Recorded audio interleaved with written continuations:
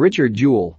In Georgia, 1986, Richard Jewell, Paul Walter Hauser, is a supply clerk at a law firm who dreams of someday working in law enforcement.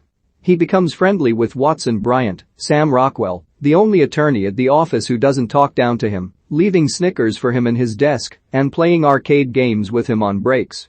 Eventually, Richard takes another job and says a friendly goodbye to Watson. In 1996, Richard has been fired from a deputy job and is working as campus security at Piedmont College, where he gets into various altercations with students on campus. The college president, Ray Clear, eventually calls Richard into his office to question him about these incidents. Richard believes he is doing his job and tells the president that he himself told Richard he didn't want any Mickey Mouse on his campus. Clear fires Richard. Richard lives at home with his mother, Bobby, Kathy Bates. His friend Dave Duchess, Nico Nicotera, tells him not to worry about the firing since there are many security jobs upcoming, especially with the 1996 Olympics taking place in Georgia. Eventually, Richard does get one of those security jobs. Meanwhile, at the local FBI office, Agent Tom Shaw, John Hamm, is assigned to cover the concerts at Centennial Olympic Park. At the Atlanta Journal-Constitution, crime reporter Kathy Scruggs, Olivia Wilde, is also assigned to cover it, despite a reluctance. Night one of the concerts goes fine, though Richard is overly cautious and suspicious of every backpacker person acting strangely. He's able to bring Bobby and they get to watch Kenny Rogers perform together. The next day, Richard wakes up with the runs and almost calls out sick, but doesn't. Richard sees some teens throwing glass bottles and shoos them away, then afterwards sees a backpack under a bench they were near. Meanwhile, a man makes a 911 call and tells them that a bomb is going to go off at the park. Richard, suspicious, alerts the police about the bag, who initially think he's being ridiculous, but eventually agree to follow protocol. Police find a bomb inside the bag, the bomb squad is alerted, and Richard and the rest of the police there rush to quickly get everyone away from the bomb, which does explode, causing a frenzy and killing a woman. Luckily, because of Richard's discovery, most people were away, and lives were saved. The next day the story is national news, and Richard is being championed as a hero. He is surprised at all the attention, and feels he was just doing his job, but begins doing interviews with Katie Couric and others.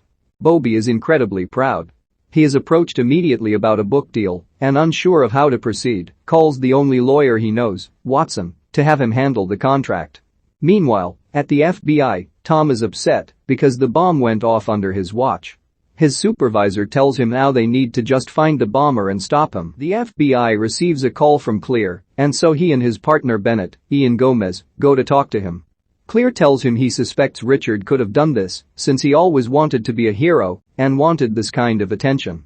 The FBI realizes Richard fits a profile of the hero bomber which they have seen multiple cases of, someone who creates terror so they can be a hero.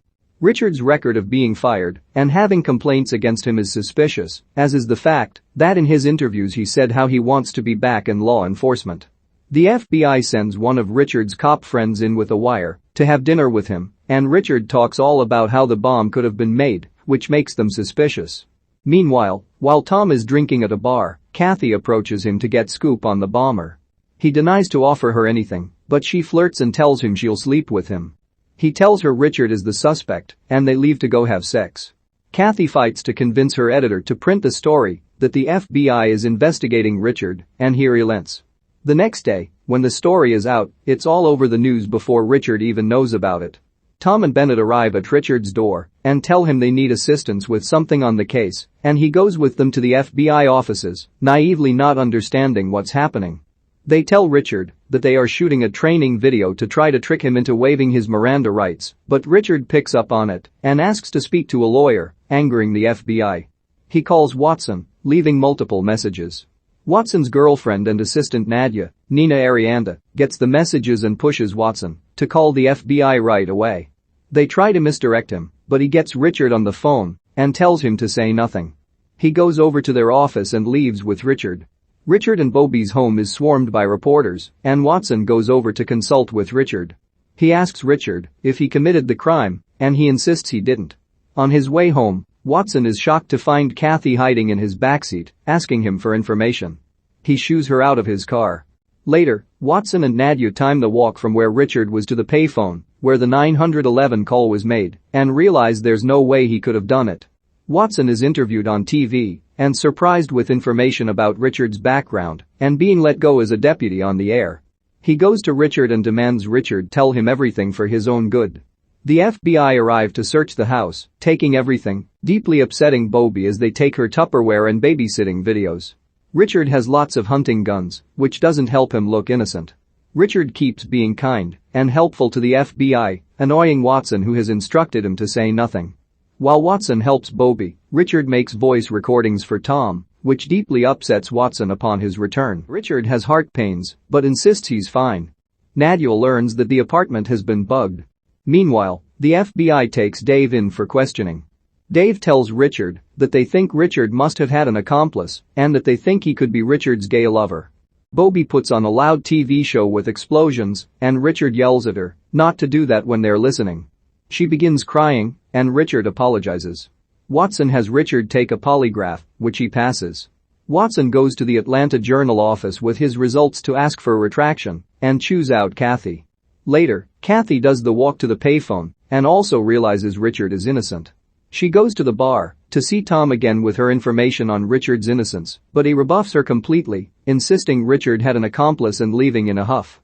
Bobby gives an impassioned press conference where she sobs as she tells the public what they have been through and that Richard is innocent. Kathy cries as she watches her. Watson and Richard go to the FBI to give a deposition. Watson pleads with Richard to not be deferential to the law enforcement as he always has been. During the deposition, Richard is polite, answering the questions, but when Tom viciously accuses him of being the bomber, Richard finally lays it all out and asks if they have any real evidence at all. He tells them the bomber is still out there. They go home, where Watson tells Bobby Richard did great. 88 days after the investigation into Richard began, Tom goes to see Watson and Richard as they eat in a diner and gives him a letter from the FBI letting him know that the investigation into him is over, though Tom says he still thinks Richard did it. Richard cries, relieved, and says he wants to see his mom. 6 years later, Richard is working as a deputy in a new office when Watson comes to see him to tell him they finally caught the real bomber, who confessed. Richard asks to go to his arraignment. Postscript says that Richard died of a heart attack at 44, Watson and Nadia got married, and Bobby babysits their 2 kids every weekend. Richard Jewell, Paul Walter Hauser, is a security guard working at the 1996 Olympics who discovers a bomb under a bench. Because of him, many people manage to get to safety despite there being casualties.